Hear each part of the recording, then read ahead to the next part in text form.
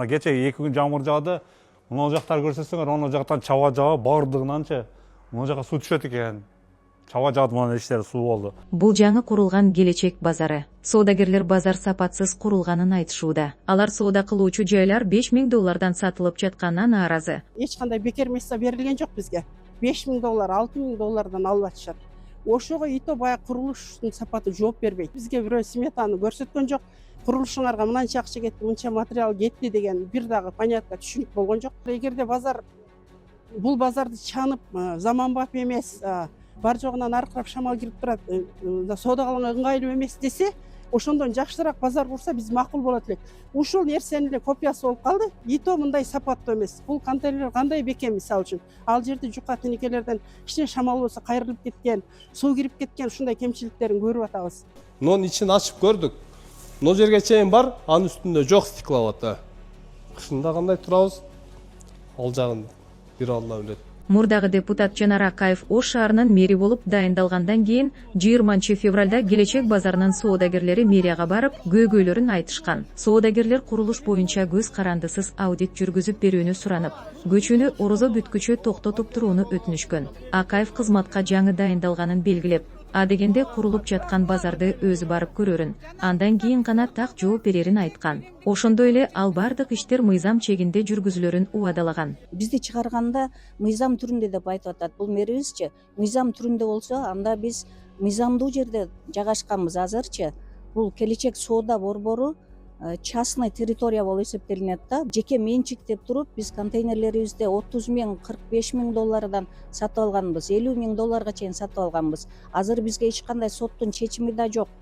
Компенсация да төлөнбөстөн бизди ошол жака зордуктап, кыстап чыгарып жатат. Эмне үчүн биздин укуктар тебеленип жатат? Эмнеге ушунча элди зынарлатып күтпөгөн, шарты жок, ошол эле моментте өзүбүздүн акчабызга бүткөн. Эми ушул жерде бир аз суроо коюп бериңиздер, мусулманчылыкта бул орозодо дилегенде бар деп айтсак, азыр эми зордук зомбулукка салганы бул мыйзамга карайбы же эмнеге карайт? 28 февралда кечинде базарды көчүрүү үчүн келген оор техникаларды соодагерлер киргизбей, базарды 4 тарабынан тосуп турушту. Шаар мэри Жанар Акаев келип, соодагерлер менен жолугуп, көчүрүү тууралуу чечим мурда кабыл алынганын жана ал белгиленген мөөнөттө аткарылышы керек экенин билдирди. Эч нерсе чечилген жок. Соодагерлердин 1 жылдан бери уланып келген каршылыгына карабастан 1 марттан тарта базар жабылып, аларды жаңы базарга көчүрүү башталды. Жергиликтүү бийлик шаар ичиндеги базарларды калаанын сыртына чыгаруу демилгесин 2024 жылы баштаган. Мындай кадамга Ак Буура дарыясындагы суу ашып, базарды сел каптаганы себеп болгон.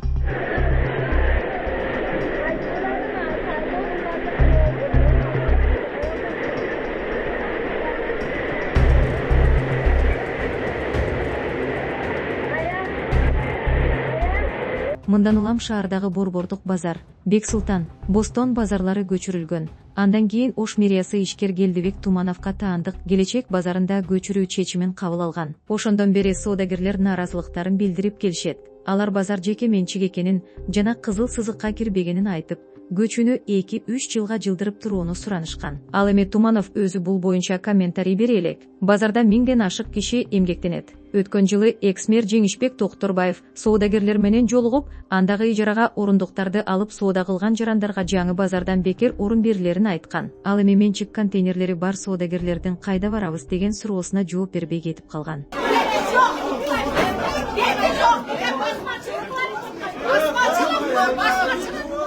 Менчик ээлери жаңы базарда орундар $15-20 миң сатылып жатканын айтышып, аны сатып алууга каражаттары жоктугун билдиришкен. Алар базарда түнү менен жатып, буздурбай коргоп турушкан. Мына мени өлтүрүп анан казасың сен. Мени өлтүрөсүң анан казасың. Кийин Жеңишбек Токторбаев менчик контейнерлеринде соода кылган сатуучулар менен жолугуп, шаар сыртындагы жаңы базардын жанынан жер бөлүнүп, соодагерлер үчүн соода жайы куруларын билдирген. Анда Келечек базарынын соодагерлери мэрия жер бөлүп, канализация, суу, электр жарыгын жеткирип берсе, базарды өздөрү чогулуп курууну сунушташкан. Мэралардын сунушуна макул болуп, ага чейин Келечек базарында иштеп турууга уруксат берген. Кийин Келечек базарында эмгектенген 4-5 ишкер биригип, ассоциация Провизнес деп аталган уюм түзгөн. Дал ушул уюм базарды курган. Ассоциация өкүлдөрү соодагерлердин нааразылыгы боюнча $5000 шаар сыртына, Осмонов көчөсүнө курулган жаңы базарлардын ичиндеги эң төмөнкү баа жана сапаты да талапка жооп берет деп айтууда. Калыңдыгы 3-түк талшынада темирлер иштетилген. Перегородко бөлүнгөндөгү ортосуна огнеопорный минваталар берилген. Анан кийин пожарный нормалары баары каралган. Биз ушу алдындагы эшиктердин жалюзин коюп берип, үч эшиктерин коюп, үч эшигине төктү алып келип беребиз. Калган ички ремонтторун өздөрү кылып алат. Алар жанындагы Замирбек Толубаев курган базарды мисал катары көрсөтүп, анда павильондор $12,000 $18,000 чейин сатылганын белгилешти. Ал эми жаңы Келечек базарындагы орундуктар 6 айга бөлүп төлөө менен берилүүдө. Биз мамлекет эмеспиз. Узак мөөнөттүү каражаттарга ээ эмеспиз. Бул иштен чоң пайда көрүп жаткан жокпуз. Податчылар менен эсептешишибиз керек.